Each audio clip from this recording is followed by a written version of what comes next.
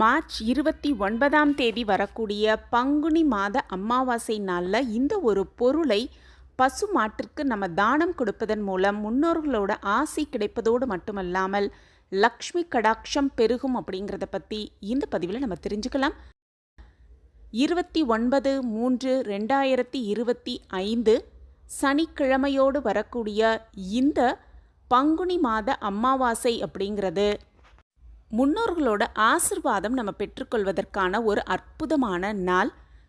முன்னோர்களின் வழிபாடு செய்வதற்கு தர்ப்பண காரியங்கள் செய்வது, அது மட்டுமல்ல அவங்களுக்கு படையல் போடுவது, இந்த மாதிரி விஷயங்களை நம்ம செய்து அவர்களுடைய ஆசிர்வாதத்தை பெற்றுக்கொள்ளணும்.